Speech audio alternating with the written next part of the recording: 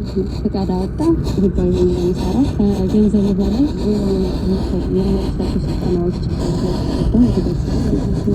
በፊታው የወንጅ ተመልክቼ ነበር ማድረው። አሁን ላይ ግን ተጋግዘን ነው የምንለው። ቤት ቁጭ ከማለት ተሰርቶ መውጣት የሚመክል ነገር የለም። ስሩ ነው ጠንክሩ፣ ቤት ውስጥ ቁጭ አትበሉ።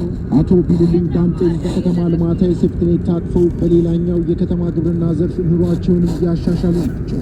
እሳቸው እንደሚሉት የለውጥ ሀሳብ ይዘን ጊዜያችንን ከጉልበት አውጥተን ባለችን መጠነኛ ሀብት ለስራ መነሳሳት የሚታይ ውጤት ማስመዝገብ እንችላለን ባይ ናቸው። ከዚህ በፊት ከፍተኛ ነዋሪ ተብዬ ተመልዬ የገባሁት ብዙም ስራ የለኝም ነበረ።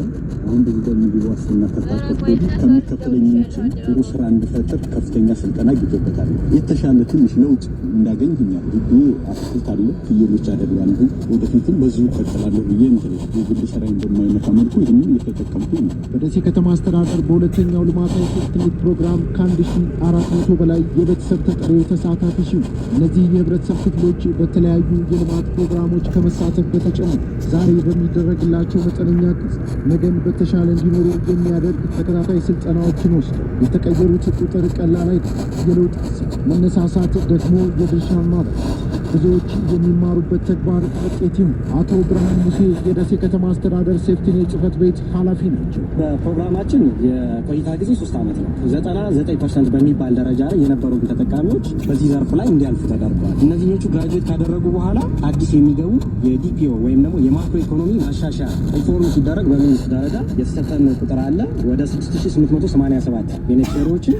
ከዚህ ፕሮግራም ትልቅ ልምድ የተገኘበት ነገር ምንድነው? ከሚያገኙት ገንዘብ ላይ 20% እንዲቆጥቡ ያስችላል። የቆጠቡት ገንዘብና እኛ የሰጠናቸው የግራንት ገንዘብ ሁለቱ ተደምሮ እንደ መነሻ ካፒታል እንዲያገለግላቸው እድል ፈጥሯል ማለት ነው።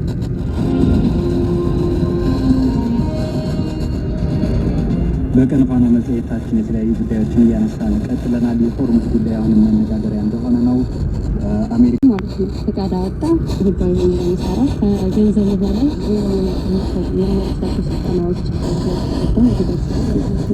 በፊታው የወንጅ ተመልክቼ ነበር ማድረው። አሁን ላይ ግን ተጋግዘን ነው የምንለው። ቤት ቁጭ ከማለት ተሰርቶ መውጣት የሚመክል ነገር የለም። ስሩ ነው ጠንክሩ፣ ቤት ውስጥ ቁጭ አትበሉ።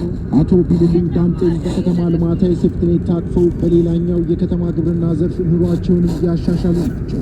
እሳቸው እንደሚሉት የለውጥ ሀሳብ ይዘን ጊዜያችንን ከጉልበት አውጥተን ባለችን መጠነኛ ሀብት ለስራ መነሳሳት የሚታይ ውጤት ማስመዝገብ እንችላለን ባይ ናቸው። ከዚህ በፊት ከፍተኛ ነዋሪ ተብዬ ተመልዬ የገባሁት ብዙም ስራ የለኝም ነበረ። አሁን በዚህ በምግብ ዋስትና ከታቀፍ ከሚከፈለኝ ጥሩ ስራ እንድፈጥር ከፍተኛ ስልጠና ይገበታል። የተሻለ ትንሽ ለውጥ እንዳገኝ ሁኛል። ህግ አትክልት አለ፣ ፍየሎች አደርጋለሁ።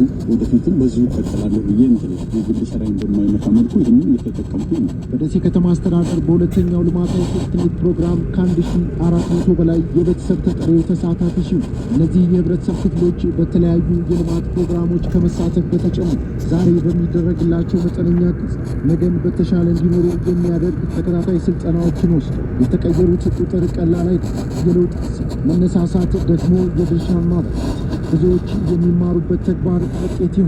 አቶ ብርሃን ሙሴ የደሴ ከተማ አስተዳደር ሴፍቲኔት ጽህፈት ቤት ኃላፊ ናቸው። በፕሮግራማችን የቆይታ ጊዜ 3 ዓመት ነው። 99% በሚባል ደረጃ ላይ የነበሩ ተጠቃሚዎች በዚህ ዘርፍ ላይ እንዲያልፉ ተደርጓል። እነዚህኞቹ ግራጁዌት ካደረጉ በኋላ አዲስ የሚገቡ የዲፒኦ ወይም ደግሞ የማክሮ ኢኮኖሚ ማሻሻያ ሪፎርም ሲደረግ በመንግስት ደረጃ የተሰጠን ቁጥር አለ ወደ 6887 ቤኔፊሻሪዎችን። ከዚህ ፕሮግራም ትልቅ ልምድ የተገኘበት ነገር ምንድነው? ከሚያገኙት ገንዘብ ላይ 20% እንዲቆጥቡ ያስችላል። የቆጠቡት ገንዘብና እኛ የሰጠናቸው የግራንት ገንዘብ ሁለቱ ተደምሮ እንደ መነሻ ካፒታል እንዲያገለግላቸው እድል ፈጥሯል ማለት ነው።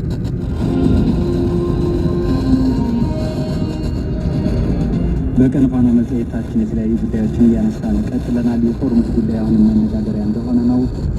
አሜሪካ